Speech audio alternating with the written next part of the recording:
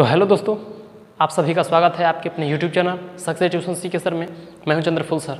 दोस्तों, आज की इस वीडियो में हम लोग पढ़ने वाले हैं समाकलन इंटीग्रेशन का प्रश्नावली 7.1। तो चलिए दोस्तों, इस क्लास को स्टार्ट करने से पहले मैं ये नहीं कहूँगा कि आप इस चैनल को सब्सक्राइब कर लीजिए, लेकिन हाँ, मैं ये ज़रूर कहूँगा आपसे कि इस वीडियो को शुरू से लेके अंत तक जरूर देखें। दोस्तों, यदि इस वीडियो को देखने के बाद आपको समाकलन समझ में आएगा तब मेरे चैनल को सब्सक्राइब कर दीजिएगा तथा बेल आइकन को भी दबा दीजिएगा। चलिए दोस्तों, इस क्लास को स्टार्ट करते हैं। ध्यान दीजिए, पहला जो प्रश्न है, पहला प्रश्न दोस्तों कहता है कि निम्नलिखित फलनों के प्रति अवकलज को ही समाकलन कहा जाता है। निम्नलिखित फलनों के प्रति अवकलज यानी समाकलन निरीक्षण विधि द्वारा ज्ञात करें। तो चलिए दोस्तों, हम पहले ये आपको बताएंगे कि निरीक्षण विधि के द्वारा कैसे हम लोग समाकलन को ज्ञात करते हैं।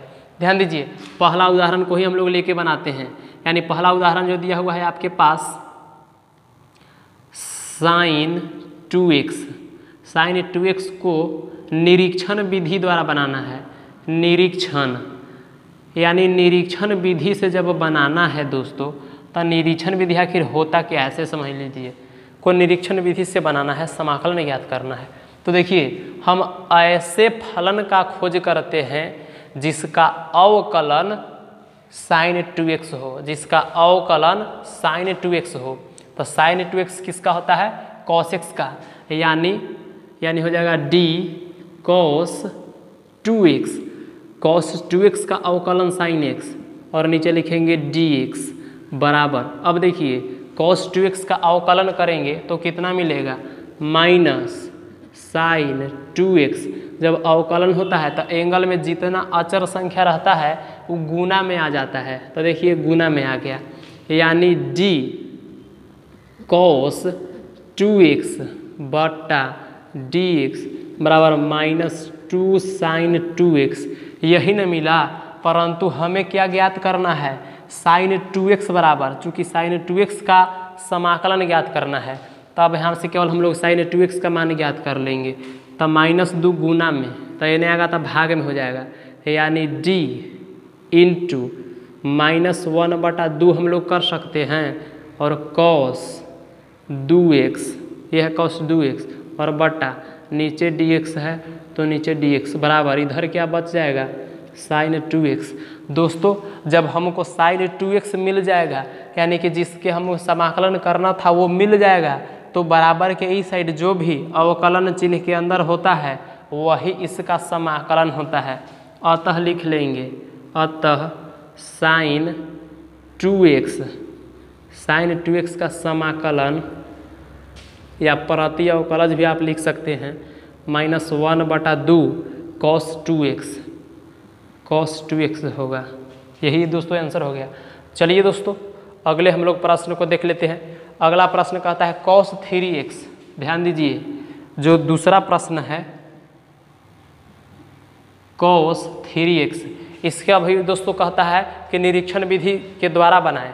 तो क्या करना है?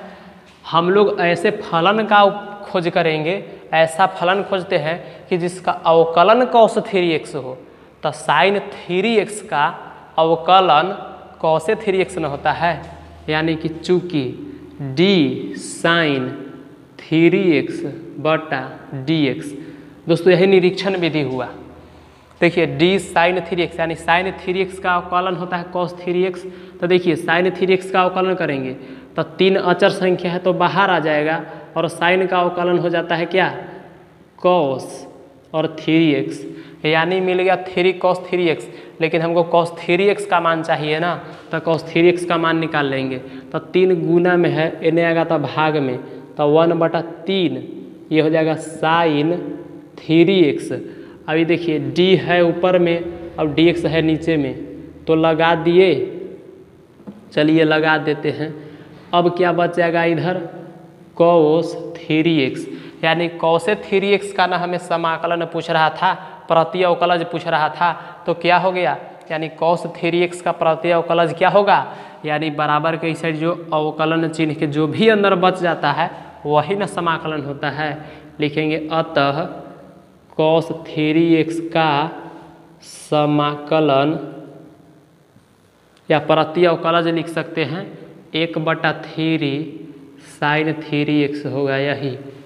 तो चलिए दोस्तों, मैं उम्मीद करता हूँ कि आप लोग को यह समझ में आ रहा होगा। आप लोग को जो कल मैंने अगले वीडियो में, इसका पिछला वीडियो में मतलब कि जो आपको मैं फार्मूला लिखवाया था वो आपको याद होगा, याद किए होंगे। चलिए, याद कर लिए हैं तो बहुत बढ़िया, समझने में आपको कहीं भी प्रॉब्लम नहीं होगा। चलिए दोस्तों, हम अगले प्रश्न की बात कर लेते हैं। अगला प्रश्न तीसरा जो है, ध्यान दीजिए यहाँ पर, तीसरा है e⁻3x। तो e⁻3x का अवकलन कैसे, सॉरी समाकलन कैसे ज्ञात करेंगे?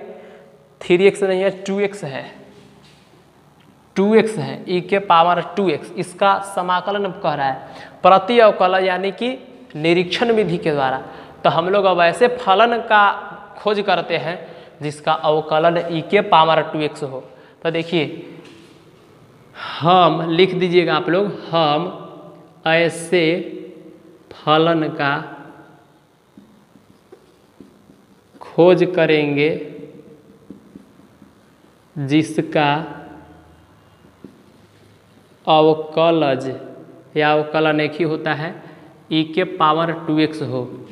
इसलिए देखिए, d e⁻2x यानी e⁻2x का अवकलन ही तो e⁻2x होता है। अब देखिए, e⁻2x का अवकलन कीजिएगा तो क्या हो जाएगा?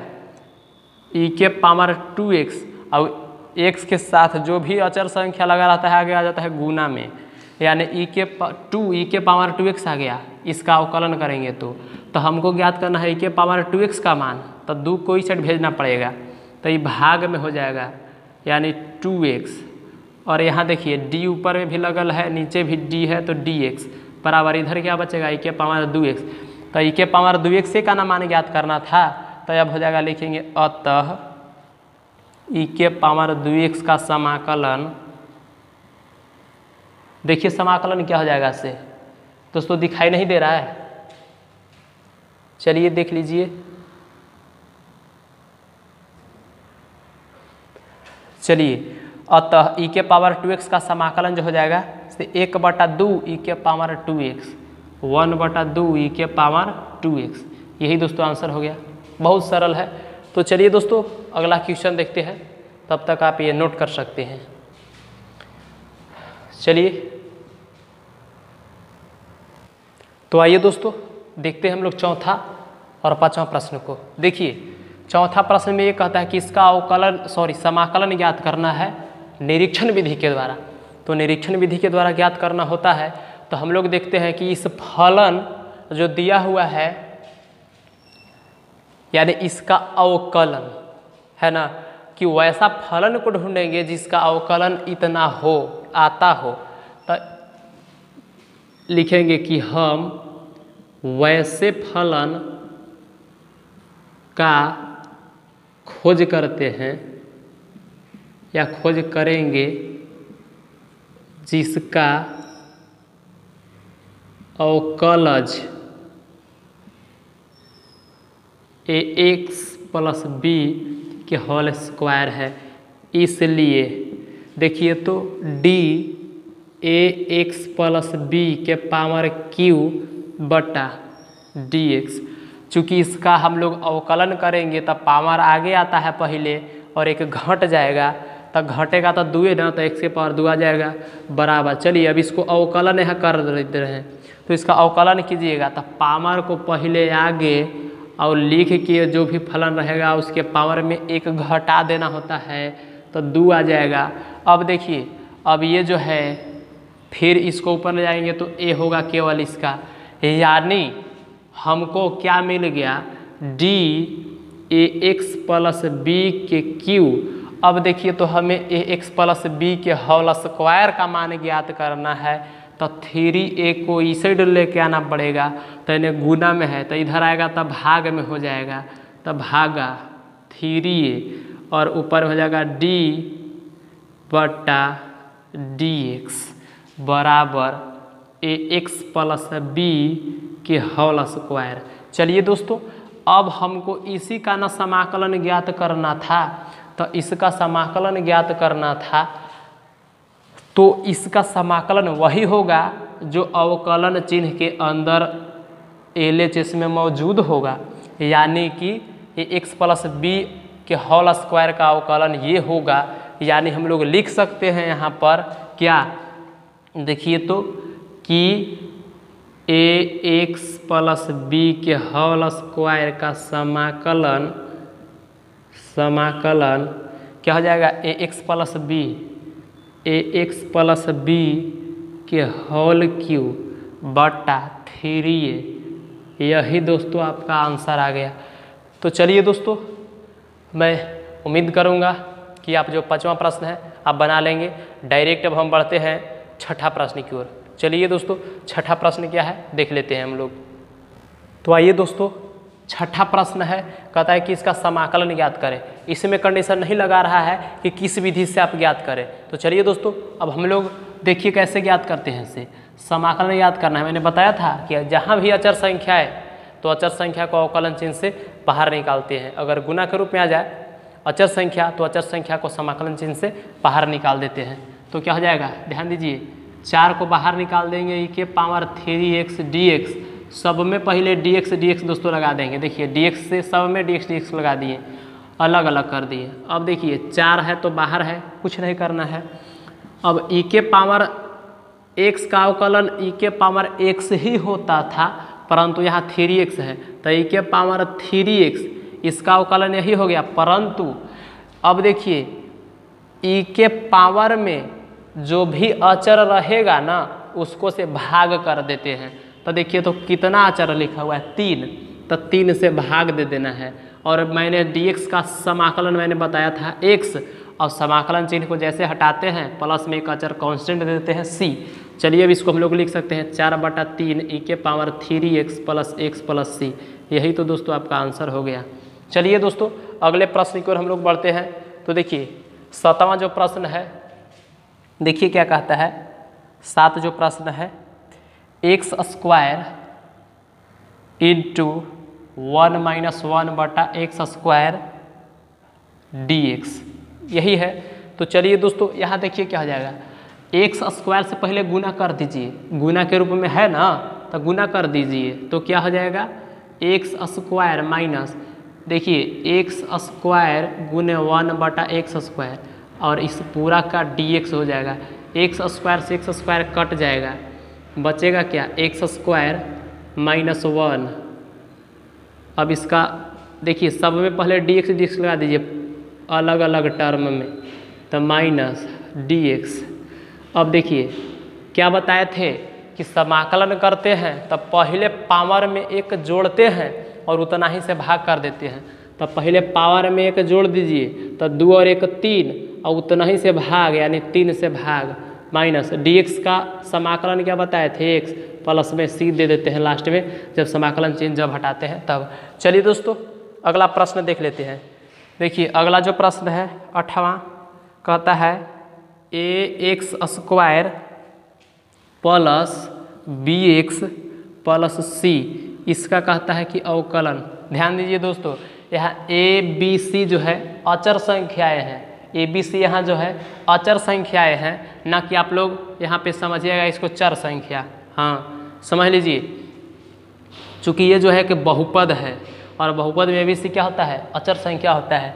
चलिए दोस्तों, हम लोग क्या करेंगे, सब में पहले समाकलन चिन्ह लगाएंगे और dx अलग अलग टर्म में लगाएंगे। तो देखिए क्या हो जाएगा, ये तो अचर है ना तो अचर चिन्ह से बाहर निकाल, समाकलन चिन्ह से बाहर निकाल दिए, और x² dx, b भी अचर है तो समाकलन चिन्ह से बाहर x dx प्लस c अचर है। तो चलिए अचर संख्या का इसे भी हम लोग बाहर निकाल देंगे, c बाहर निकल गया, अंदर केवल dx बचेगा। अब क्या हो जाएगा, देखिए a, अब इसका समाकलन करना है तो x, अब पावर 2 है तो पावर में पहले 1 जोड़ते हैं और उतना ही से भाग, तो 2 और 1 3/3 हो जाएगा, प्लस b, x के पावर 1 है तो 1 में 1 जोड़ेंगे तो 2 और 2 से भाग, प्लस c, और dx का समाकलन x होता है यानी cx, और प्लस में क्या c। तो चलिए दोस्तों, a/3x³ प्लस bx² 2 और प्लस cx प्लस c, यही आंसर हो गया। चलिए दोस्तों, अगले प्रश्न की ओर बढ़ते हैं, आप इसे नोट कर सकते हैं। तो आइए दोस्तों, देखिए 9वां प्रश्न है। देखिए तो सब में पहले समाकलन का चिन्ह लगाएंगे और dx लगाएंगे। तो देखिए दो तो अचर संख्या है तो समाकलन चिन्ह से बाहर निकाल दिए एक्स स्क्वायर, देखिए समाकलन का चिन्ह लगा दिए और dx, ये dx जो है सब में गुना कर देते हैं और प्लस यहाँ देखिए e के पावर x dx, प्लस था बीच में प्लस दे दिए, अलग अलग कर दिए। अब क्या हो जाएगा, ये x है। अब देखिए 2, अब x का पावर पहले पावर में एक जोड़ेंगे और उतना ही से भाग करेंगे, तो 2 और 1 3 और भाग दे देंगे 3 से, प्लस e के पावर x का समाकलन e के पावर x ही होता है। देखिए समाकलन चिन्ह हट गया तब प्लस में एगो c लिख देते हैं कांस्टेंट, यानी 2/3 x³ प्लस e के पावर x प्लस c, यही आपका आंसर हो गया। चलिए अब देख लेते हैं 10वां। तो a माइनस बी के होल स्क्वायर है, तो पहले हम लोग होल स्क्वायर पर तोड़ देते हैं। तो क्या हो जाएगा, होल स्क्वायर पर तोड़ेंगे, देखिए a स्क्वायर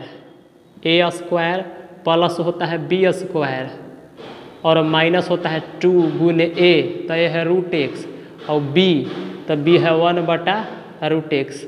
चलिए इतना हो जाएगा dx, यानी a माइनस बी के होल स्क्वायर पर तोड़ दिए हैं। देखिए तो √x से √x कटेगा, यहाँ देखिए स्क्वायर से रूट कटेगा, यहाँ भी स्क्वायर से रूट कट जाएगा, यानी क्या आएगा यहाँ पर दोस्तों, यहाँ x है, यहाँ भी x है। तो देखिए x बच गया प्लस 1/x बच गया माइनस 2 बच गया, इसी का अवकलन कर देना है, सॉरी समाकलन कर देना है। तो देखिए तो क्या हो जाता है ऐसे, x का समाकलन यानी कि x dx plus 1/x dx minus 2 dx, सब के साथ समाकलन चिन्ह लगाए और dx लगा दिए, आपको भी लगाना है। अब देखिए इसका समाकलन था, पावर में एक जोड़ेंगे उतना ही से भाग, तो x के पावर 2/2 हो जाएगा, चूँकि इसका पावर 1 है तो 1 में 1 जोड़ेंगे तो 2 और 2 से भाग कर देंगे। अब 1/x का समाकलन मैंने आपको बताया था log x माइनस 2 और dx का समाकलन x और प्लस में अचर संख्या लिख देते हैं c, कब, जब समाकलन चिन्ह को हम लोग हटा देते हैं तब। चलिए दोस्तों, मैं उम्मीद करता हूं कि आपको यह समझ में आ रहा होगा। बढ़ते हैं अगले प्रश्न की ओर और देखते हैं कि अगला प्रश्न क्या कह रहा है। चलिए आप इसे नोट कर सकते हैं। तो आइए दोस्तों 11 प्रश्न देखिए तो क्या कहता है, ये दे दिया हुआ है और बीच बटा दिया है एक्स स्क्वायर, तो कुछ नहीं भाई, देखिए तो एक्स स्क्वायर बटा में है, मैंने एक्स स्क्वायर से सब में भाग दे देना है बारी बारी से, तो क्या दिक्कत है, देखिए भाग दे देते हैं। तो x³ बटा एक्स स्क्वायर प्लस 5x² बटा एक्स स्क्वायर और माइनस 4/x स्क्वायर और हो जाएगा dx। देखिए तो कट जाएगा, एगो बचेगा, ई से ही कट जाएगा, यहाँ देखिए ऊपर चला जाएगा, तो क्या हो जाएगा x dx प्लस केवल 5 बचेगा, तो 5 को बाहर निकाल देंगे, केवल 1 बचेगा तो dx हो जाएगा माइनस 4। और देखिए 4 तो अचर संख्या इसलिए समाकलन चिन्ह से बाहर निकाल दिए, अब एक्स स्क्वायर को ऊपर ले जाएंगे तो x के पावर माइनस 2 dx हो जाएगा। दोस्तों आगे ध्यान दीजिए, देखिए पावर में एक जोड़ते हैं उतना ही से भाग, तो एक है पावर तो एक में एक जोड़ दीजिए तो 2/2 हो जाएगा प्लस 5x dx का समाकलन x होता है माइनस 4 गुने, देखिए इसका समाकलन तो पहले पावर में एक जोड़ेंगे तब माइनस 2 में प्लस 1 जोड़ेंगे तब माइनस 1 ना आएगा, तो x के पावर माइनस 1 और माइनस 1 से भाग, तो देखिए ये माइनस वन यहाँ जाएगा तो ये माइनस माइनस कर देगा प्लस, यानी लिख सकते हैं प्लस में c, तो x² बटा 2 प्लस 5x माइनस प्लस हो जाएगा माइनस माइनस प्लस 4। देखिए इनवर्स है तो बटा x भी लिख सकते हैं, चलेगा, और प्लस में c हो गया दोस्तों आंसर। तो आज के लिए बस इतना ही और फिर मिलते हैं अगले वीडियो में, जो कि अगला वीडियो भी इसी प्रकार का मज़ेदार रहेगा। तो जय हिंद, वंदे मातरम।